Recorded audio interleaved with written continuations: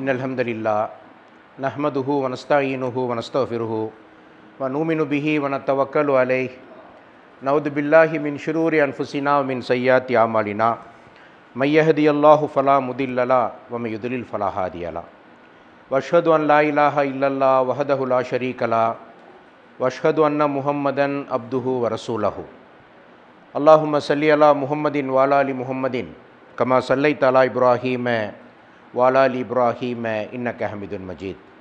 அல்லாஹும்ம பாரிக் அலா முஹம்மதின் வாலா அலி முஹம்மதின் கமா பாரக்த அலா இப்ராஹீம வாலா அலி இப்ராஹீம இன்னக ஹமீதுன் மஜீத். அம்மா பாத். قال الله تعالى في القرآن المجيد أعوذ بالله من الشيطان الرجيم بسم الله الرحمن الرحيم يا أيها الذين آمنوا اتقوا الله حق تقاته ولا تموتن إلا وأنتم مسلمون يا أيها الناس اتقوا ربكم الذي خلقكم من نفس واحدة وخلق منها زوجها وبث منهما رجالا كثيرا ونساء واتقوا الله الذي تساءلون به والأرحام إن الله كان عليكم رقيبا يا أيها الذين آمنوا اتقوا الله وقولوا قولا سديدا يصلح لكم أعمالكم ويغفر لكم ذنوبكم ومن يطع الله ورسوله فقد فاز فوزا عظيما صدق الله العظيم. إن أصدق الحديث كتاب الله وخير الهدي هدي محمد وشر الأمور محدثاتها وكل محدثة بدعة وكل بدعة ضلالة وكل ضلالة في النار. எல்லாம் வல்ல அல்லாஹ்வின் நலப்பெரும் கருணையினால் மார்க்க சொற்பொழிவை கேட்பதற்காக இங்கே நாம் அமர்ந்திருக்கின்றோம். இன்று உங்களுக்கு மத்தியிலே நான் எடுத்துக்கொண்ட தலைப்பு இஸ்லாத்தின் பார்வையில் கடனை பற்றி இஸ்லாம் என்ன சொல்லுகிறது என்ற ஒரு தலைப்பின் கீழ் இருக்கக்கூடிய செய்திகளை இன்ஷா அல்லாஹ் நாம் பார்க்க இருக்கின்றோம். இஸ்லாம் என்று சொல்லக்கூடிய இந்த வாழ்க்கை நெறி ஒரு மார்க்கம், ஒரு வாழ்க்கை நெறி. இது மதம் அல்ல, இது மார்க்கம் என்று நாம் சொல்லுகின்றோம். அதற்கு காரணம் என்னவென்றால், ஒரு மனிதன் காலை அவன் எழுந்தது முதல் இரவு படுக்கைக்கு செல்லும் வரை, அவன் பிறந்தது முதல் மரணிக்கும் வரை அவன் சந்திக்கக்கூடிய அத்தனை பிரச்சனைகளுக்கும் இஸ்லாம் அழகான தீர்வை சொல்லக்கூடியதாக இருக்கிறது. ஏதோ வணக்க வழிபாடுகளை மட்டும் சொல்லக்கூடிய மார்க்கம் அல்ல இஸ்லாம். மாறாக அவன் வாழ்க்கையில் சந்திக்கக்கூடிய ஒரு மிகப்பெரிய பிரச்சனையாக இருந்தாலும் சரி, ஒரு சின்ன பிரச்சனை சில்லறை பிரச்சனையாக இருந்தாலும் சரி, இஸ்லாம் அழகான ஒரு தீர்வை தலையிட்டு சொல்லக்கூடியதாக இருக்கிறது. அதனால்தான் இதை ஒரு வாழ்க்கை நெறி மார்க்கம் என்று சொல்லுகின்றோம். அல்லாஹ் திருமறை குர்ஆனிலே இந்த இஸ்லாமிய மார்க்கத்திற்குள் நாம் முழுமையாக வந்துவிட வேண்டும் என்று சூரத்துல் பக்ராவில் சுட்டிக்காட்டுகின்றான். யா ஐயுஹல்லதீன ஆமனு துஹ்லூ ஃபிஸ்ஸில்மி காஃபா வலா தத்தபியு குதுவாத்தி ஷைத்தான். ஈமான் கொண்டவர்களே, நீங்கள் இஸ்லாத்தில் முழுமையாக நுழைந்து விடுங்கள், மாறாக ஷைத்தானின் அடிச்சுவற்றை பின்பற்றாதீர்கள். இன்னஹு லக்கும் அதுவுன் முபீன், அவன் உங்களுக்கு பகிரங்கமான பகைவனாக எதிரியாக இருக்கின்றான் என்று வல்ல ரஹ்மான் சுட்டிக்காட்டுகின்றான். அப்போ இஸ்லாம் என்று சொல்லக்கூடிய அந்த வாழ்க்கை நெறியை, மார்க்கத்தை ஏற்றுக்கொண்டிருக்கக்கூடிய நாம் நம்முடைய வாழ்க்கையிலே முழுமையாக அதற்குள் வருவதற்கு முயற்சி செய்ய வேண்டும். இது அல்லாஹ்வுடைய கட்டளையாக இருக்கிறது. யா அய்யுஹல்லதீன ஆமனு துஹ்லூ, ஈமான் கொண்டவர்களே என்று அழைத்து இவ்வாறு குறிப்பிடுகின்றான். வெறுமனே இஸ்லாத்திற்குள் முழுமையாக வாங்க நல்லா சொல்லலை. இஸ்லாத்தை முழுமை பெற செய்துவிட்டுத்தான் உள்ளே வாங்க என்று அழைக்கின்றான். எப்படி ஒரு கட்டடம் முழுமை பெறாமல் அதில் குடியேற முடியுமா? ஒரு கட்டிடத்திற்குள், ஒரு வீட்டிற்குள் நாம் குடிபுக வேண்டும் என்றால் எல்லா வசதிகளும் அந்த வீட்டிலே இருக்க வேண்டும். மின்சார வசதி இருக்கணும், தண்ணீர் வசதி இருக்கணும், சரியான மேல்தளம் இருக்க வேண்டும், கூரை இருக்க வேண்டும், ஒழுகாத அளவிற்கு தரைத்தளம் இருக்க வேண்டும், உட்காருவதற்கு பயன்படுத்துவதற்கு இப்படியாக கதவுகள் இருக்க வேண்டும். இப்படி ஒரு முழுமையான வீட்டில்தான் நாம் குடிபுக முடியும். அப்படித்தான் இஸ்லாத்தை அல்லாஹ் முழுமை பெற செய்துவிட்டு ஃபிஸ்ஸில்மி காஃபா வலா தத்தபியு குதுவாத்தி ஷைத்தான், இதில் முழுமையாக நுழையுங்கள், மாறாக ஷைத்தான் என்று சுவற்றை பின்பற்றாதீர்கள் என்று சுட்டிக்காட்டுகின்றான். இஸ்லாத்தை முழுமை பெற செய்து விட்டதாக அல்லாஹ் திருமறை குர்ஆனில் சொல்றானா இல்லையா? அல் யௌம் அக்மல்து லக்கும் தீனுக்கும் அத்மம்து அலைக்கும் நியாமதி வ ரதீது லக்கும் இஸ்லாம தீனா, இன்றோடு இந்த இஸ்லாமிய மார்க்கத்தை நான் முழுமை பெற செய்து விட்டேன். கம்ப்ளீட்டட் ரிலிஜன் என்று சொல்லுவார்கள். இந்த இஸ்லாமிய மார்க்கத்தை நான் முழுமை பெற செய்து விட்டேன். அல் யௌம் அக்மல்து லக்கும் தீனுக்கும் வ அத்மம்து அலைக்கும் நியாமதி, எனது நியாமத்துகளை, அருட்கொடைகளை நான் பூர்த்தி செய்து விட்டேன். அது மட்டுமல்ல, இந்த இஸ்லாமிய மார்க்கத்தை, இஸ்லாம தீனா, இந்த மார்க்கத்தை உங்களுக்காக நான் தேர்ந்தெடுத்துள்ளேன் என்று அல்லாஹ் சொல்கிறான். இந்த இஸ்லாமிய மார்க்கம் ஒரு முழுமை பெற்ற மார்க்கம். இந்த முழுமை பெற்ற மார்க்கத்தின் மூலமாக என்னோடய அருட்கொடைகளை நான் பூர்த்தி செய்து விட்டேன். அப்படின்னா என்ன அர்த்தம்? இஸ்லாத்தில் அல்லாஹ் சொல்லக்கூடிய அத்தனை வழிகாட்டுதல்களுமே நமக்கு அல்லாஹ் வழங்கிய அருட்கொடை. அந்த அருட்கொடை என்று சொல்லக்கூடிய அனைத்து அருட்கொடைகளையும் இஸ்லாத்தின் மூலமாக நான் பரிபூர்ணம் செய்து விட்டேன். இந்த இஸ்லாத்தை உங்களுக்காக நான் தேர்வு செய்திருக்கின்றேன். அல்லாஹுவால் செலக்ட் செய்யப்பட்ட இஸ்லாமிக் ரிலீஜியன்கிறது இறைவனால் தேர்ந்தெடுக்கப்பட்ட ஒரு மார்க்கம். அவ்வாறு இந்த முழுமை பெற்ற மார்க்கம், இறைவனால் அங்கீகரிக்கப்பட்ட மார்க்கம், அவனால் தேர்வு செய்யப்பட்ட மார்க்கம். அந்த மார்க்கத்தில் அல்லாஹ் சொல்கிறான், யா அய்யுஹல்லதீன ஆமனு துகுலூ ஃபிஸ் ஸில்மி காஃபா, முழுமையாக உள்ளே வந்துடுங்க. நான் எதற்கு இந்த 2 வசனங்களை சொல்லிவிட்டு தலைப்பிற்குள் வருகிறேன் என்றால், இஸ்லாம் அனைத்து பிரச்சனைகளுக்கும் தீர்வை கொடுத்து விட்டது. முழுமையாக நீங்கள் மார்க்கத்திற்குள் வந்துவிடுங்கள் என்று அல்லாஹ் நம்மை அழைக்கின்றான். ஆனால் முஸ்லிம்களாகிய நாம் என்ன செய்கிறோம்? சில விஷயங்களில் இஸ்லாத்தை பின்பற்றலாமா வேண்டாமா, இது நமக்கு சாதகமா பாதகமா அப்படின்னு பார்க்குற மாதிரி தான் இருக்குது. நடைமுறையில் முஸ்லீம்களுக்கு மத்தியில் இருக்கக்கூடிய ஒரு குறை, பொதுவான ஒரு விஷயம். சில விஷயங்களில் அவர்கள் இஸ்லாத்தை முழுமையாக பின்பற்றினாலும் எல்லா விஷயங்களிலும் இஸ்லாத்தை பின்பற்றுவதிலே சில நேரங்களில் சில இடையூறுகளாக அவர்கள் நினைத்து கொண்டிருக்கின்றார்கள். அதில் ஒரு தலைப்பு தான் இந்த கடன். கடன் என்று சொல்லக்கூடிய ஒரு விஷயம் மனிதனுடைய வாழ்க்கையிலே, பெரும்பாலானவருடைய வாழ்க்கையிலே தவிர்க்க முடியாத ஒரு விஷயம்தான் கடன். இந்த கடனை பற்றி இஸ்லாம் என்ன சொல்லுகிறது, நபிகளார் அவருடைய அறிவுரைகள் என்ன, அந்த அடிப்படையிலே நாம் அந்த கடன் விஷயத்தில் நாம் பின்பற்றினோம் என்றால் இம்மையிலும் மறுமையிலும் மிகப்பெரிய வெற்றியை அல்லாஹ் நமக்கு வழங்குவான். ஆனால் பெரும்பாலான முஸ்லிம்கள் இந்த கடன் விஷயத்தில் சற்று தொய்வாகத்தான் பின்பற்றுகின்றார்கள். இந்த கடனை பற்றியான ஒரு நீண்ட ஒரு விளக்கத்தை அல்லாஹு தஆலா அனைத்தையும் சொல்லும் அளவிற்கு ஒரே ஆயத்தில் சொல்லிட்டான்.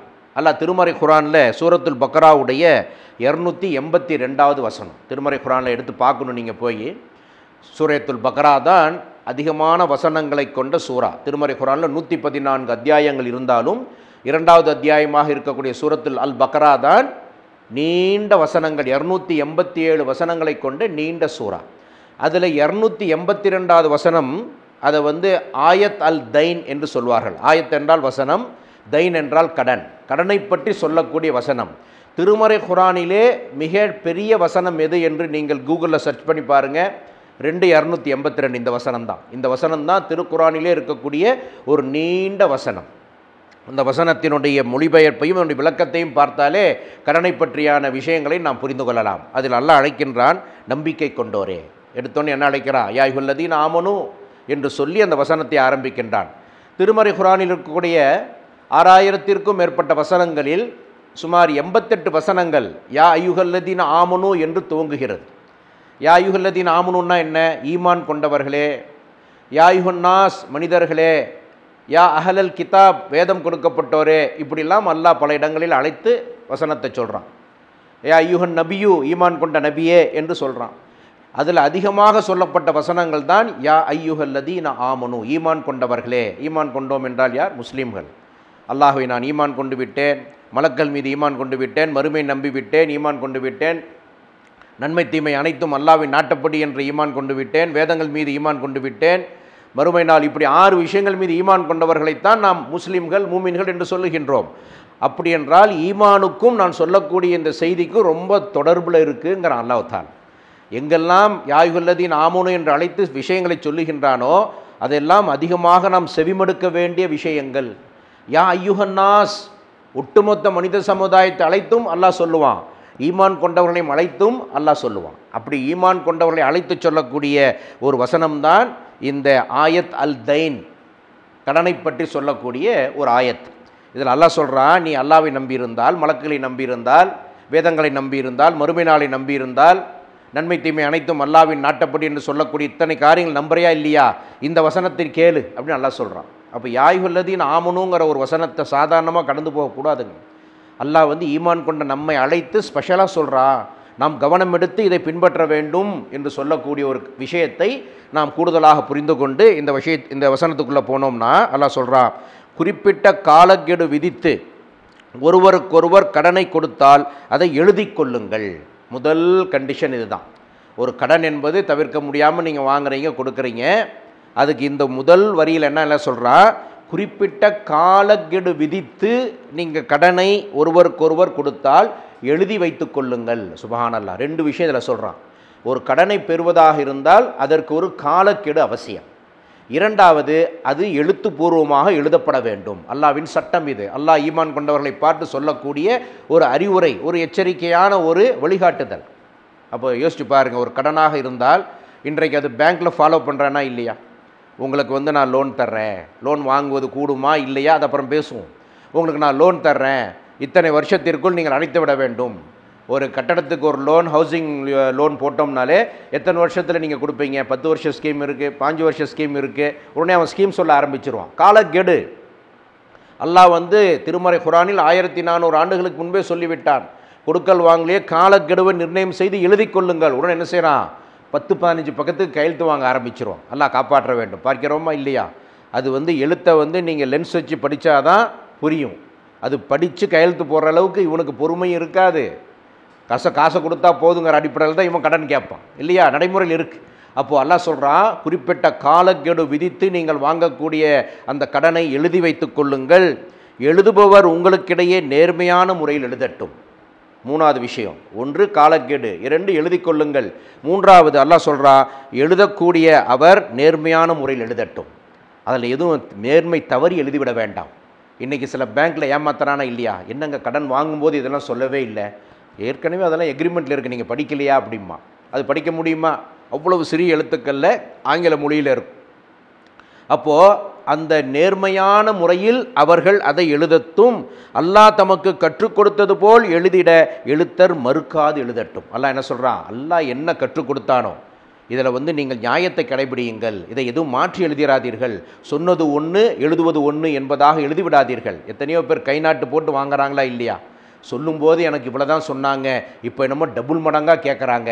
நடக்குதா இல்லையாங்க? அப்போ அல்லாஹ்வுடைய சட்டம் என்ன? எழுதக்கூடியவர் அல்லாஹ் தமக்கு கற்றுக் கொடுத்தது போல் எழுதிட அந்த எழுத்தர் மறுக்காது எழுதட்டும். கடன் வாங்கியவர் எழுதுவதற்குரிய வாசகங்களை சொல்லட்டும். சுப்ஹானல்லாஹ். யார் கடனை வாங்குறாங்களோ அவர் அந்த வாசகங்களை சொல்லட்டும். இந்த நடைமுறை இருக்கா? அப்போ ஒருத்தர் கடன் வாங்குறார் ஒருத்தர்கிட்ட போய், அப்போ அவருடைய மனநிலை எப்படி தெரியுமா இருக்கும்? நமக்கு அவசியப்படுது, நம்ம கடன் கேட்குறோம், ஏதோ ஒன்று சொல்லி கடனை வாங்கிடலாம், அவர் எது சொன்னாலும் தலையாட்டிடலாம் அப்படிங்கிற ஒரு மைண்ட் செட்டில் தான் அவர் போவார். அவர் கடன் கொடுக்கும்போது சொல்லுவார், உனக்கு இத்தனை ரூபா, ஆனால் இதில் இவ்வளோ வட்டி கட்டணும், இத்தனை ரூபா தர்றேன், இத்தனை நாளைக்குள்ள திருப்பி தரும், எது சொன்னாலும் நம்முடைய மனநிலை சரின்னு ஆகிடக்கூடாது. அதுக்கு தான் அல்லாஹ்வுடைய சட்டம் சொல்லப்படுது. யார் கடனை வாங்குகிறார்களோ அவர் எழுதுவதற்குரிய வாசகங்களை சொல்லட்டும். எனக்கு ஒரு கஷ்டம், நான் உங்கள்கிட்ட கடன் வாங்குகிறேன், இத்தனை மாதத்தில் தான் என்னால் திருப்பி தர முடியும், இவ்வளோ தான் என்னால் சேர்த்தி தர முடியும். வட்டிங்கிறது ஹராம், நடைமுறையில் இருப்பதை நான் சுட்டி காட்டுகின்றேன். அப்போது எழுதுவதற்குரிய வாசகங்களை யார் கடன் வாங்குகிறாரோ அவர் சொல்லட்டும் என்று அல்லாஹ் சொல்கிறான். எவ்வளோ மிகப்பெரிய உளவியல் தத்துவம் இருக்குது பாருங்கள் திருமறை குர்ஆனில். அதற்கு அடுத்தது அல்லாஹ் அந்த வசனத்தை தொடர்ச்சியாக சுட்டி காட்டுகின்றான். தமது இறைவனாகிய அல்லாஹ்வை அஞ்சிக் கொள்ளட்டும். அல்லாஹ் என்ன சொல்கிறான்? அந்த கடன் வாங்கக்கூடியவர் எழுதுவதற்குரிய வாசகங்களை சொல்லட்டும், அல்லாஹ்வை அஞ்சிக் கொள்ளட்டும். நீயும் ஏமாத்தணுங்கிற நியத்தில் பண்ணிடாதப்பா. அல்லாஹ்வை அஞ்சிக் கொண்டு நீ சொல்லக்கூடிய வாசகங்களை சொல், அல்லாஹ்வை பயந்து கொண்டு உன்னுடைய ஷரத்துக்களை சொல் என்ற ஒரு விஷயத்தையும் சேர்த்து அல்லாஹ் இங்கே சுட்டி காட்டுகின்றான். அதில் எதையும் குறைத்து விடக்கூடாது. கடன் வாங்கியவர் விபரம் அறியாதவராகவோ பலவீனராகவோ எழுதுவதற்கு ஏற்ப சொல்ல இயலாதவராக இருந்தால் அவரது பொறுப்பாளர் நேர்மையாக சொல்லட்டும்.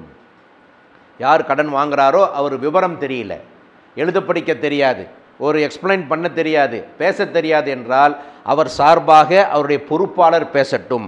அவர் சார்பாக அவருடைய பொறுப்பாளர் நேர்மையாக சொல்லட்டும். மொழியே தெரியலைங்க, ஒரு இங்கிலீஷ் மட்டுமே தெரியக்கூடிய பேங்க்கில் போய் கடன் கேட்குறார், இவருக்கு ஆங்கில மொழி தெரியாது, கூட ஒருத்தர் கூட்டிகிட்டு போய் பொறுப்பாளர் இப்படிலாம் சொல்கிறாங்க, இதுதான் டேர்ம்ஸ் அண்ட் கண்டிஷன், இப்படியாக எழுதுவதற்குரிய வாசகங்களை அவரால் சொல்ல முடியவில்லை, விபரம் இல்லை என்றால் அவருடைய பொறுப்பாளர் அதை பொறுப்பில் ஏற்கட்டும் என்று அல்லாஹு தாலா இதில் இவ்வளவு டெப்த்தாக போகிறான். யோசிச்சு பாருங்கள், இதற்கான காரணங்கள் என்ன என்பதை நம்ம ஆய்வு செய்வோம். அப்போது அல்லாஹ் சுட்டிக்காட்டுகின்றான், கடன் வாங்கியவர் விபரம் அறியாதவராக பலவீனராக எழுதுவதற்கு ஏற்ப சொல்ல இயலாதவராக இருந்தால் அவரது பொறுப்பாளர் நேர்மையாக சொல்லட்டும் என்று சொல்லிவிட்டு அல்லாஹ் அடுத்து சொல்கிறான், உங்கள் ஆண்களில் இருவரை நீங்கள் சாட்சிகளாக ஆக்கிக் கொள்ளுங்கள். 2 ஆண்கள் இல்லாவிட்டால் சாட்சிகள் என நீங்கள் திருப்தி அடையும் ஓர் ஆணையும் 2 பெண்களையும் ஆக்கிக் கொள்ளுங்கள். சுப்ஹானல்லாஹ். 2 விட்னஸ் வேணுங்கிற அல்லாஹ் தாலா. 2 ஆண்கள் கையெழுத்திட வேண்டும், 2 ஆண் இல்லை என்றால் 1 ஆண் 2 பெண். ஏன் இந்த பாராபட்சம்? ஒரு கேள்வி வருமா? இல்லை, ஆணாக இருந்தால் 2, பெண்ணாக இருந்தால் 1 ஆணுக்கு 2 பெண்கள் ஏன் கையெழுத்து போடணும்னு நல்லா சொல்கிறான். இது பெண்களுக்கு இழைக்கக்கூடிய ஒரு டிஸ்கிரிமினேஷன் அல்லவா, ஒரு பாகுபாடு அல்லவா அப்படிங்கிற சிந்தனை வரும். இதற்கு அல்லாஹு தஆலா உளவியல் ரீதியான சில விளக்கங்களை வைத்திருக்கின்றான். ஆனால் இன்றைக்கு பெண்கள் தான் அதிகமாக படிப்பறிவில் அதிகம் யாருன்னு பார்த்தா பெண்கள் தான். அதிகமான ஃபஸ்ட் ரேங்க் எடுக்கிறது டாப்பர்ஸ் யார் என்று பார்த்தால் பெண்கள் தான். அந்த அளவிற்கு அவர்களுக்கு நினைவாற்றல் இருக்கிறது, அறிவுத்திறன் இருக்கிறது. இருந்தாலும் கூட அல்லாஹ்வின் தூதர் சொல்கிறாங்க, நல்ல கூரிய மதியுடைய ஆண்மகனின் அறிவையே செயலளிக்க செய்யும் அளவிற்கு பெண்களே உங்களுக்கு திறமை உண்டு என்று கூறினார்கள். புகாரில் வரக்கூடிய 304வது ஹதீஸ். பெண்களை பற்றி அல்லாஹ்வின் தூதர் சொல்கிறாங்க, நல்ல கூரிய மதியுடைய ஆண்களையே செயலளிக்க செய்யும் அளவிற்கு, அவருடைய மதிமயங்க செய்யும் அளவிற்கு பெண்களாகிய உங்களுக்கு திறமை உண்டு என்று அல்லாஹ்வின் தூதர் சொல்கிறாங்க. அப்போ அவ்வளவு மதிநுட்பம் மிக்க பெண்கள், அவ்வளவு அறிவார்ந்த பெண்கள், அவ்வளவு நினைவாற்றல் கொண்ட பெண்கள் எதற்காக 2ஆக அல்லாஹ் அங்கே சுட்டி காட்டுகின்றான் என்று சொன்னோம் என்றால், அவர்களுக்கு என்னதான் நினைவாற்றல் இருந்தாலும் அறிவாற்றல் இருந்தாலும் ஆண்களை மதிமங்கச் செய்யக்கூடிய அளவுக்கு திறமை இருந்தாலும் கூட ஒரு பிரச்சனை என்று வந்தால் ஆண்களுக்கு முன்னால் பெண்கள் பயந்து விடுவார்கள். பார்க்கிறோமா இல்லையா? ஒரு பிரச்சனைன்னு வந்துட்டோம்னா நமக்கு எதுக்கு இந்த பிரச்சனை என்று சொல்லி உடனே அந்தர்பல்ட்டி அடிக்கக்கூடியவர்கள் ஆண்களை விட பெண்கள் அதிகம். இது உளவியல் ரீதியான ஒரு விஷயம். அதற்கான காரணத்தையும் அல்லாஹ் பின்னாடி அந்த வசனத்தை சொல்கிறான். சாட்சிகளாக நீங்கள் ஒரு ஆண் கிடைக்காவிட்டால் 2 பெண்களை ஆக்கிக் கொள்ளுங்கள். அவ்விரு பெண்களில் ஒருத்தி தவறாக கூறினால் மற்றொருத்தி நினைவுபடுத்துவாள். சுப்ஹானல்லாஹ். பெண்கள் பலவீனமானவர்கள் இல்லையா? ஒரு மிரட்டலுக்கு அவர்கள் பயந்து விடுவார்கள். நீ சாட்சி சொல்லும்போது எதா பண்ணேன்னா உன்னை தொலைச்சிடுவேன்னு மிரட்டினாங்கன்னா ஆண் சமாளிப்பான், பார்த்துக்கலாம் அப்படிமா. பெண்ணாக இருந்தால் பயந்துக்குவாங்க. ஏன்னா இலகிய மனம் கொண்டவர்கள் அவர்கள். அதற்காகத்தான் 2 சாட்சிகளாக வைத்துக் கொள்ளுங்கள் என்று சொல்லி அல்லாஹ் இந்த கடன் விஷயத்தில் சொல்கிறான். எல்லா விஷயத்திலையும் சாட்சிகளாக ஆணுக்கு 2 பெண்களை வைக்கும்படியாக தான் இஸ்லாத்தின் சட்டமாக இருக்கிறது. இப்படியாக ஒரு விஷயத்தை சொல்லிவிட்டு அல்லாஹ் மிக முக்கியமாக ஒன்றை சொல்லுகின்றான். சிறியதோ பெரியதோ தவணை குறிப்பிட்டு எழுதி கொள்வதை அலட்சியம் செய்யாதீர்கள். இதுதாங்க விஷயம். சின்ன அமௌண்ட்டோ பெரிய அமௌண்ட்டோ, சிறிய கொடுக்கலோ பெரிய கொடுக்கலோ, சிறிய வாங்கலோ பெரிய வாங்கலோ, தவணையை நீங்கள் மென்ஷன் பண்ணாமல் எழுதி வைக்காமல் மறந்துடாதீங்க, யோசிச்சு பாருங்கள் என்று சொல்லிவிட்டு, இதுவே அல்லாஹ்விடம் நேர்மையானது, சாட்சியத்தை நிரூபிக்கத்தக்கது, ஒருவருக்கொருவர் சந்தேகம் கொள்ளாமல் இருப்பதற்கு ஏற்றது என்று அந்த வசனத்தை நிறைவு செய்கின்றான். யோசிச்சு பாருங்கள், எவ்வளவு அழகான ஒரு வழிகாட்டுதல் இஸ்லாம் நமக்கு வழங்கி இருக்கிறது. கடன் நீங்கள் வாங்குவதாக கொடுப்பதாக இருந்தால் காலக்கெடு நிர்ணயம் செய்து கொள்ளுங்கள், அதை எழுதி வைத்து கொள்ளுங்கள். எழுதக்கூடிய அந்த வாசகங்களை யார் கடன் வாங்குகிறாரோ அவர் சொல்லட்டும். 2 சாட்சிகளை வைத்து கொள்ளுங்கள். சிறியதோ பெரியதோ தவணையை குறிப்பிடாமல் நீங்கள் மென்ஷன் பண்ணாமல் எழுதாதீங்க என்று இத்தனை விஷயத்தை சொல்லிவிட்டு அல்லாஹ் சுட்டிக்காட்டுகின்றான். இதுவே அல்லாஹ்விடம் நேர்மையானது, சாட்சியத்தை நிரூபிக்கத்தக்கது, ஒருவருக்கொருவர் சந்தேகம் கொள்ளாமல் இருப்பதற்கு சிறந்தது, ஏற்றது என்று அல்லாஹ் சொல்கிறான். இந்த ஆயத்தின் அடிப்படையில் நாம் கடன் வாங்குகின்றோமோ கொடுக்கின்றோமோ யோசிச்சு பார்க்கணுமா இல்லையா? யோசிச்சு பாருங்கள். இன்றைக்கி கடனின் மூலமாக எத்தனையோ நண்பர்கள் பிரிந்து விடுகின்றார்கள், எத்தனையோ உறவுகளுக்கு மத்தியிலே சண்டை சச்சரவுகள். காரணம் என்ன? ஒரு சின்ன கொடுக்கல் வாங்கல் பிரச்சனைங்க, சொன்னபடி நடக்கலை. ஆனால் அல்லாஹ்வுடைய இந்த சட்டத்தை நீங்கள் நிறைவு செய்தீர்களா என்றால் நாம் செய்திருக்க மாட்டோம். எழுதி வச்சிங்களா? இல்லைங்க, ரொம்ப தெரிஞ்சவர் எழுதி வைக்காமல் கொடுத்துட்டேன். ஹயாத் மௌத் இருக்கு. ஒரு மரணித்து விட்டால் அவர் போய் கேட்பார், எங்கள் அப்பா உங்களுக்கு கடன் கொடுத்தாராமே. இல்லைப்பா, அப்படிலாம் ஒன்றும் கொடுக்கலையே. நடக்குதா இல்லையா? உலகத்திலே அதிகமாக இந்த பிரச்சனைகள் இன்று வரை நடந்து கொண்டே இருக்கக்கூடிய ஒரு பிரச்சனை. முஸ்லீம்களுக்கு மத்தியிலே மிக குறைவு. ஆனால் இது சட்டம் என்பது எல்லாத்திற்கான சட்டம். குறிப்பாக ஈமான் கொண்ட மக்கள் இதில் கவனம் எடுக்க வேண்டும். இதன் காரணமாக உறவுகள் பணத்திற்காக ஒரு பகைமை வரவே கூடாது. என்றைக்கும் மார்க்கத்திற்காகத்தான் பகையை தவிர இந்த பணத்திற்காக கொடுக்கல் வாங்கலுக்காக ஒரு பகை என்று வந்தால் நாளை அல்லாஹ்விடத்தில் நான் பதில் சொல்லணும். இறைவா, நான் இவன் என்னை மோசடி செய்து விட்டான், நான் இவருக்கு கடனை கொடுத்தேன், வாங்காமல் அவர் இல்லை என்று ஏமாற்றி விட்டார் என்று சொன்னால் அல்லாஹ் நம்மை கேட்பான், எழுதி வச்சியாப்பா? திருமறை குர்ஆன் சூரத்துல் பக்ரால 282 சொன்னேன், எழுதி வச்சியா? இல்லையா அல்லாஹ்? அப்போ நீ தானே தப்பு செஞ்சிருக்கிறேன் என்று கேட்பானா இல்லையா? அப்போ அல்லாஹ் சுட்டி காட்டுகின்றான், இதுதான் அல்லாஹ்விடத்திலே நேர்மையானது, சாட்சியத்தை நிரூபிக்கத்தக்கது என்று. அப்போது இந்த விஷயத்தை முஸ்லீம்களாகிய நாம் சற்றும் யோசனை செய்யாமல் பின்பற்ற வேண்டும். ஒருத்தர் நம்மகிட்ட கடன் கேட்குறாரா, கொடுக்கக்கூடிய ஹாலத்து நமக்கு இருக்கு என்றால் தாராளமாக கொடுக்கலாம். நண்பர்களுக்கு மத்தியிலே உறவுகளுக்கு மத்தியிலே உதவி செய்வது அனுமதிக்கப்பட்டது. நண்பராக இருந்தாலும் உறவினராக இருந்தாலும் அல்லாஹ்வுடைய இது கொண்டு நான் உங்களுக்கு 50,000 தர்றேங்க, எத்தனை மாதத்தில் தருவீங்க, கரெக்டாக கொடுத்துருவீங்களா, கேட்டு கொடுப்பதிலே தவறே இல்லைங்க. காரணம் என்ன? மார்க்க சட்டம். அதன் பிறகு நாம் இன்றைக்கு சொல்லுவாங்களா இல்லையா, கடன் பட்டார் நெஞ்சம் கலங்குவதைப் போல. கடன் வாங்கிட்டாங்கன்னா அவங்க உள்ளம்லாம் கலங்குமா, ஐயோ கடன் வாங்கிட்டோமே என்ன செய்கிறோன்ட்டு. ஆனால் இன்றைக்கி என்ன இருங்க, கடன் கொடுத்தவர் நெஞ்சம்தான் கலங்குகிறது. யோசனை பார்த்து பாருங்க. கடன் யார் கொடுத்துட்டாங்களோ அவங்க தான் நெஞ்சம் கலங்கி வருமா வராதா, அவன் ஜாலியாக சுற்றிட்டு இருக்கிறானே, இப்படிலாம் நாம் பேசக்கூடிய ஒரு விஷயத்தை தவிர்க்க வேண்டும் என்றால் இந்த விஷயத்திலே இன்னும் சில விஷயங்களை நாம் பார்க்க வேண்டும். நபிகள் நாயகம் ஸல்லல்லாஹு அலைஹி வஸல்லம் அவர்கள் சொல்கிறாங்க, கடன் வாங்கக்கூடியவர்கள் எப்படியெல்லாம் நடந்துக்கணும் தெரியுமா? அதில் 2-3 மிக முக்கியமான செய்திகளை மட்டும் நான் சொல்கிறேன். அதில் முதலாவது செய்தி புகாரில் வரக்கூடிய 2387, நபிகள் நாயகம் ஸல்லல்லாஹு அலைஹி வஸல்லம் அவர்கள் கூறினார்கள், எவன் மக்களின் பணத்தை அல்லது பொருளை திருப்பிச் செலுத்தும் எண்ணத்தோடு கடன் வாங்குகின்றானோ அவன் சார்பாக அல்லாஹுவே அதனை திருப்பி செலுத்துவான். சுப்ஹானல்லாஹ், அல்லாஹ்வின் தூதருடைய வாக்கு. எவன் வாங்கும் பொழுது தூய்மையான எண்ணத்தோடு, ஒரு சிரமத்திற்காக நான் கடன் வாங்குகின்றேன், இன்ஷா அல்லாஹ் வெகு சீக்கிரத்திலே நான் இதை நிறைவு செய்து விடுவேன், இந்த கடனை திருப்பி செலுத்தி விடுவேன், இறைவா எனக்கு நீ உதவி செய் என்ற எண்ணத்தோடு எவன் கடன் வாங்குகின்றானோ, வாங்கும்போதே திருப்பி கொடுக்கும் நியத்தில் யார் வாங்குறாங்களோ அந்த கடனை திருப்பி தருவது யார்? அல்லாஹ் அந்த கடனை திருப்பி செலுத்துவான்.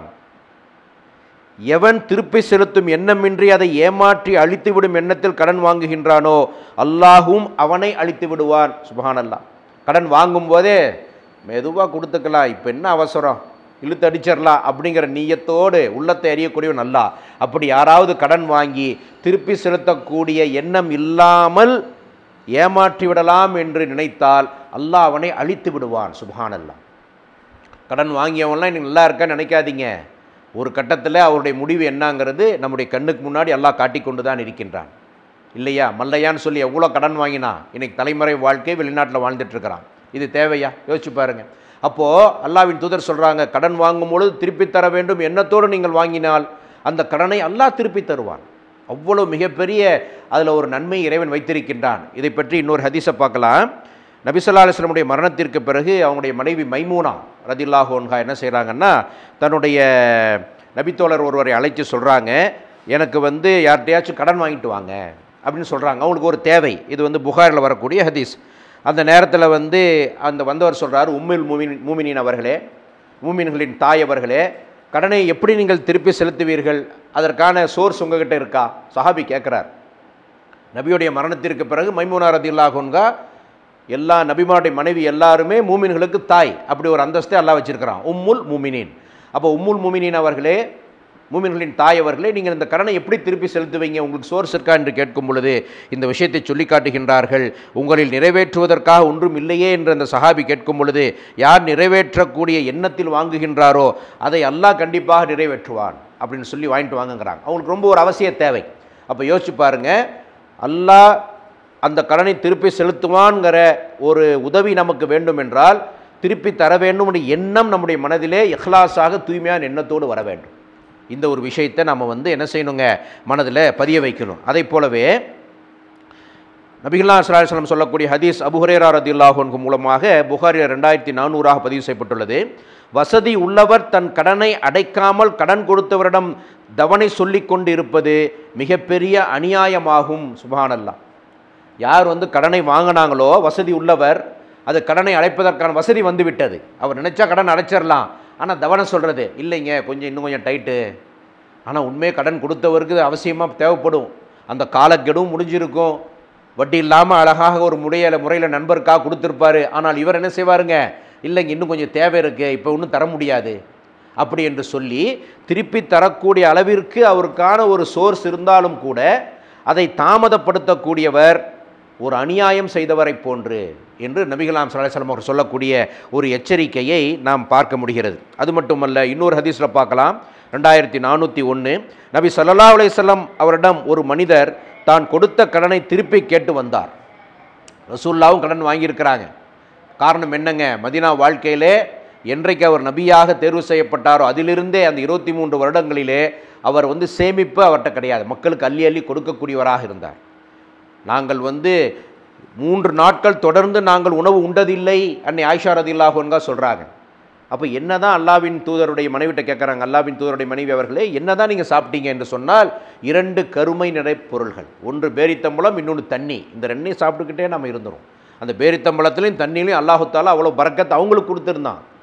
நாங்கள் பிறை பார்த்து விடுவோம், எங்களுடைய வீட்டிலே அடுப்பெரியாது. சுப்ஹானல்லாஹ். 1 மாதம் 2 மாதம் ஆனால் அடுப்பெரியாது. யோசிச்சு பாருங்க, அவ்வளோ வறுமையில் இருந்தவர் தான் அல்லாஹ்வின் தூதர். ஆனால் மிகப்பெரிய ஒரு சாம்ராஜ்யத்தின் தலைவர். கஜானாவில் நிறைய பணம் இருக்குது, மிக பெரிய குவியல்களாக சதகாவுடைய பேரித்தம்பழங்கள் குவிந்து கிடக்கின்றன. ஆனால் அவருடைய நிலைமை சாப்பாடு, கஷ்டப்பட்டார் இல்லைங்களா? அப்போ அவருடைய சூழல் சில நேரங்களில் கடன் வாங்குவார். அப்போ நபி ஸல்லல்லாஹு அலைஹி வஸல்லம் இடத்துல ஒரு மனிதர் தான் கொடுத்த கடனை திருப்பி கேட்டு வந்தார். அப்போது நபி ஸல்லல்லாஹு அலைஹி வஸல்லம் அவரிடம் அவர் சற்று கடுமையாக பேசினார். சுப்ஹானல்லாஹ். அல்லாஹ்வின் தூதர்கிட்ட கொஞ்சம் கடுமையாக பேசுகிறார். அப்போ சஹாபாக்களுக்கெல்லாம் வந்து பார்த்தோம்னா கோபம் வந்துடுது. அல்லாஹ்வின் தூதரே, உங்களை இவர் கடுமையாக பேசுகிறாரு, நீங்கள் அனுமதி கொடுத்தால் அவர்களை நாங்கள் தண்டிக்கின்றோம் என்று பர்மிஷன் கேட்குறாங்க. அப்போ அல்லாஹ்வின் தூதர் சொல்கிறாங்க, அதை புரிந்து கொண்டு சொன்னார்கள் நபி அவர்கள், அவரை விட்டுவிடுங்கள், கடன் கொடுத்தவருக்கு கடுமையாக பேச உரிமை உண்டு. சுப்ஹானல்லாஹ். யார் கடன் கொடுத்தாரோ, கடன் வாங்கியவர் அந்த தவணையோடு கொடுக்க முடியவில்லை என்றால் அவர் சற்று கடுமையாக பேசுவதற்கு இஸ்லாம் அனுமதித்துள்ளது. நபிகளார் தன்னுடைய வாழ்க்கையில் இது நடத்தி காட்டியிருக்கின்றார்கள். அல்லாஹு தாலா எதற்கு நபிகளார் வாழ்க்கையில் நடத்தி காட்டினான்? இது நமக்கு ஒரு படிப்பினையாக.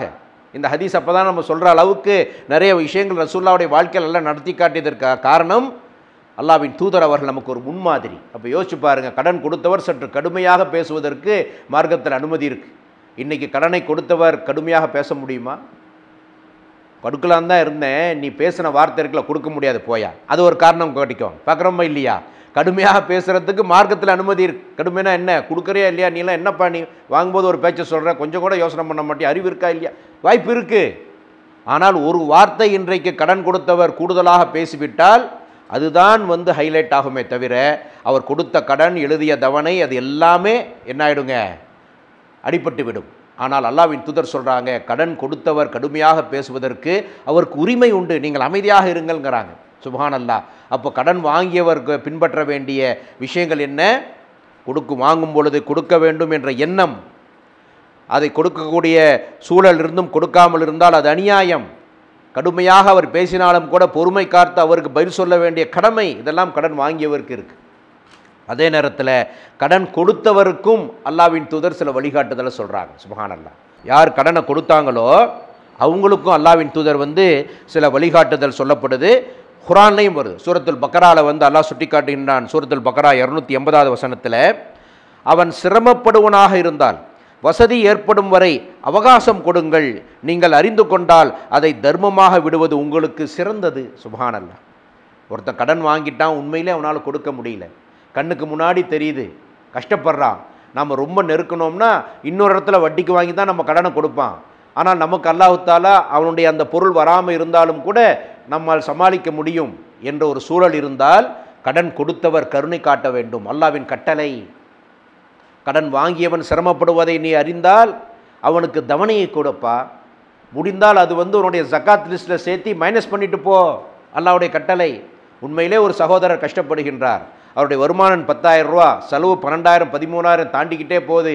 4 குழந்தைகள், வாடகை கட்ட வேண்டும், கரண்ட் பில் இருக்குது, படிப்பு இருக்குது, மருத்துவ பிரச்சனைகள் இருக்குது, இப்படி பல பிரச்சனைகளோடு அவன் வந்து தன்னுடைய குடும்பத்தை நடத்தி கொண்டு இருக்கிறான் என்ற சூழல் நமக்கு நல்லா தெரியுது. அந்த நேரத்தில் நீ அவன் மீது சிறிது கருணை காட்டக்கூடாதா? அவனுடைய கடனை நீ ஏன் தள்ளுபடி செய்யக்கூடாது? அல்லாஹ் அவனுக்கு தான் கொடுத்திருக்கிறானா இல்லையா என்று அல்லாஹ் நம்மை பார்த்து கேட்கின்றான். அவன் வசதி இல்லாதவனாக சிரமப்படுவனாக இருந்தால் அவனுக்கு அவகாசம் நீங்கள் கொடுங்கள். அது மட்டுமல்ல, அறிந்து கொண்டால் அதை தர்மமாக விடுவது உங்களுக்கு சிறந்தது என்று அல்லாஹ் சொல்கிறான். அப்போ வந்து இந்த தர்மத்தில் அல்லாஹ் போய் சேர்த்துறான். ஒரு தானியம் அது வந்து 700 தானியங்களாக மாறிவிடும் அல்லாஹ் சொல்கிறான் இல்லை தர்மத்தை பற்றி. அந்த நன்மை நமக்கு கிடைச்சிரும். இன்னொரு ஹதீஸை பார்க்கலாம். புகாரில் வரக்கூடிய 2391, ஒரு மனிதர் மரணித்து விட்டார். அவரிடம் ஹபரில் வைத்து நீ உலகில் என்ன நன்மை செய்து கொண்டு வந்தாய் என்று கேட்கப்பட்டது. ஹபரில் வச்சிட்றாங்க. ஹபரில் வச்சோடனே சில கேள்வி கணக்குகள் எல்லாத்துக்குமே இருக்குது. மன் ரப்புக்க, மன் தீனுக்க, இல்லையா, யார் உன்னுடைய இறைவன், எந்த தீனை நீ பின்பற்றினாய், யாரை வழிகாட்டியாக எடுத்துக்கொண்டாய் என்ற காமனான கேள்வி பதில் எல்லாத்துக்குமே இருக்குது. இறைவன் நாடினால் இன்னும் சில கேள்வி பதில் இருக்கும் என்பதை நாம் புரிந்து கொள்ள முடிகிறது. அந்த ஹபரில் வைத்து மலக்குகள் கேட்கின்றார்கள், நீ உலகில் என்ன நன்மை செய்து வந்தாய் என்று கேட்டதற்கு அவர் சொன்னார், நான் மக்களிடம் கொடுக்கல் வாங்கல் செய்து வந்தேன். கடன் தொகையை வசூல் செய்யும் பொழுது வசதி உள்ளவருக்கு அவகாசம் கொடுத்து வந்தேன் இல்லையே, அப்புறம் கூட கொடுங்க என்று அவகாசம் கொடுத்தேன். அவர் கொடுப்பதற்கு ரெடியாக இருந்தார், அவருக்கு வசதியும் இருந்துச்சு. ஆனால் எனக்கு அப்போ தேவையில்லாமல் இருந்தால் என்ன செய்வீங்க, நீங்கள் லேட்டாக கூட கொடுங்க, வேறு ஏதாவது எமர்ஜென்சி ஒர்க் இருந்தால் மற்றபடி பாருங்கள், அடுத்த மாதம் கூட வாங்கிறேன்னு சொல்லி வசதி உள்ளவரிடத்திலே நான் கடன் கொடுத்தால் அவர்களுக்கு அவகாசம் கொடுத்து வந்தேன். வசதியற்றவரை மன்னித்து அவரது கடனை தள்ளுபடி செய்து வந்தேன். சுப்ஹானல்லாஹ். வசதியே இல்லையா, வசதி இருக்கிறவருக்கே அவர் என்ன செய்கிறாருங்க, கொஞ்சம் சான்ஸ் கொடுக்குறாரு. பரவாயில்லைங்க, அடுத்த மாதம் கொடுங்க, எதை மற்ற வேலையிருந்தால் பாருங்கள், என் தேவை ஒன்றும் இல்லை, அப்புறம் வாங்கிக்கிறேன் என்று நான் வசதி உள்ளவர்களுக்கு கூட அவகாசம் கொடுத்தேன், வசதி இல்லாதவர்களுக்கு நான் தள்ளுபடி செய்து வந்தேன் என்று சொன்ன உடனேயே இந்த நற்செயலுக்காக அவருக்கு மன்னிப்பு அளிக்கப்பட்டது. ஹுதைஃபா ரலியல்லாஹு அன்ஹு அறிவிக்கக்கூடிய ஹதீஸ் புகாரில் 2391வது ஹதீஸாக பதிவு செய்யப்பட்டுள்ளது. யோசிச்சு பாருங்க. அப்போ கடன் வாங்கியவர் செய்யக்கூடிய சுன்னத்துகள் இதெல்லாம். அவனை ரொம்ப நெருக்கக்கூடாது. அவனால் முடியலையா, கொஞ்சம் டைம் எடுத்துக்கோப்பா, எனக்கும் கொஞ்சம் பிரச்சனை இருக்குது, பார்த்து கொடுங்க என்று நல்ல முறையிலே அவர்கள் நடத்த வேண்டும். நம்மை பார்த்தால் அவனுக்கு ஒரு பதட்டம் வரும்படியாக நடக்கக்கூடாது. அவனால் உண்மையிலே முடியவில்லையா, பரவாயில்ல, நீங்கள் தர வேண்டிய கடனை அல்ஹம்துலில்லாஹ் அல்லாஹ்வுக்காக நான் அதை தள்ளுபடி பண்ணிட்டேன், அல்லாஹ் உங்களுடைய தொழிலை பரக்கத் தருவானாக என்று சொல்லி பிரார்த்தனை செய்துவிட்டு வந்தால் மிகப்பெரிய நன்மை என்பதற்கான ஆதாரங்களை நாம் பார்த்தோம். இதற்கு கூடுதலாக இன்னொரு விஷயம் இருக்குது, கடன் வாங்கியவர் பின்பற்ற வேண்டிய ஒரு விஷயம் இருக்குது. அது என்னென்னு பார்த்தோம்னா, ஒரு மனிதர் நபிகள் நாயகம் ஸல்லல்லாஹு அலைஹி வஸல்லம் கடனாக சில விஷயங்களை கொடுத்துருக்கிறார். அது என்ன கடனாக கொடுத்தாருன்னு கேட்டிங்கன்னா, ஒட்டகத்தை கடனாக கொடுத்துருக்கிறார். இது புகாரில் வரக்கூடிய 2392 ஒட்டகத்தை கடனாக கொடுத்திருக்கிறார் நபிகளாரிடத்தில். அந்த கடனாக கொடுத்த அந்த ஒட்டகத்தை திருப்பி கேட்குறாங்க. அப்போ நபிகள் நாயகம் ஸல்லல்லாஹு அலைஹி வஸல்லம் அவர்கள் தோழர்கிட்ட சொல்கிறாங்க, நீ போய் அந்த ஒட்டகத்தை எடுத்துகிட்டு வந்து மேய்ச்சிட்டு இழுத்துட்டு வந்து இவருக்கு கொடு அப்படின்னு சொல்லி ஒரு அடையாளத்தை சொல்கிறாங்க.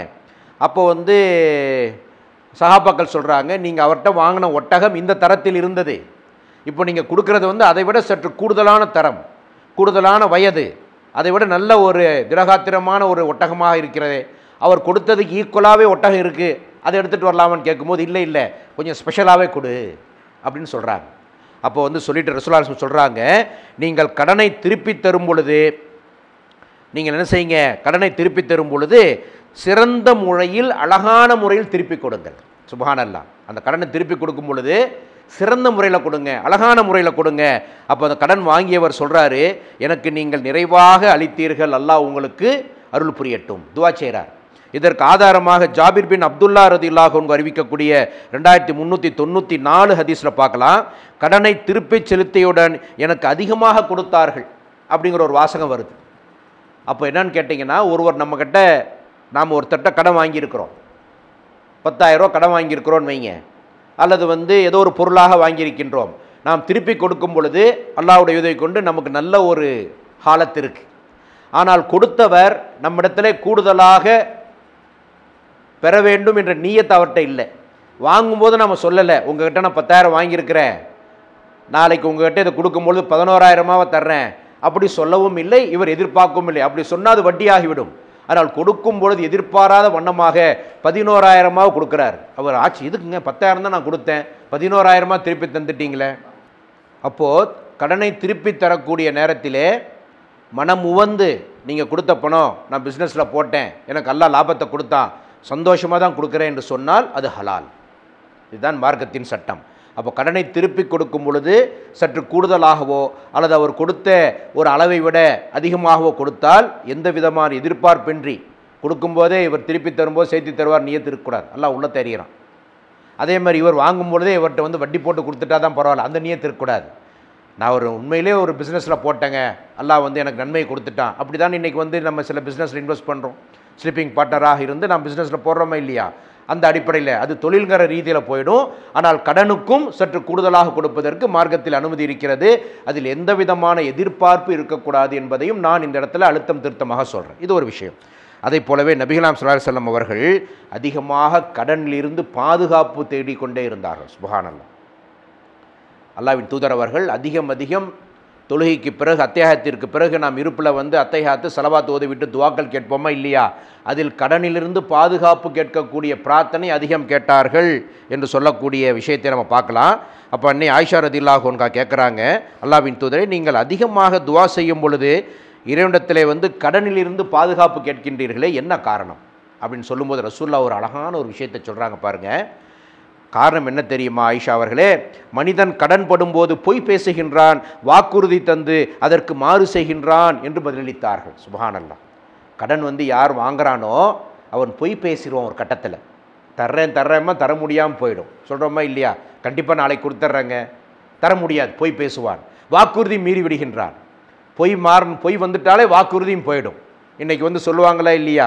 ஒரு எங்கள் அப்பன் குதிரைக்குள்ளே சொல்லுவாங்க, நான் உள்ளதாக இருக்கேன் இல்லைன்னு சொல்லுன்னு. அப்போ அந்த குழந்தை என்ன செய்யும்? கடங்காரன்ட்ட எங்கள் அப்பா உள்ளதாக இருக்கிறாரு இல்லைன்னு சொன்னார். அது பார்க்குறோமா இல்லையா? அப்போ காரணம் என்னவென்றால் அந்த பொய் சொல்லக்கூடிய வழக்கம் குழந்தைகளுக்கு வந்துடும். இது நடைமுறையில் வளர்க்கக்கூடிய விஷயம், நம்ம எல்லாருமே வந்து பார்க்காத விஷயம் கிடையாது. அப்போ அல்லாஹ்வின் தூதர் சொல்கிறாங்க, யார் வந்து கடன் வாங்குகின்றானோ அவன் ஒரு கட்டத்தில் பொய் பேசி விடுவான், வாக்குறுதி மீறி விடுவான். பொய் பேசுவது, வாக்குறுதி மீறுவது யாருடைய பண்புங்க? முனாஃபிக்கின் பண்பு.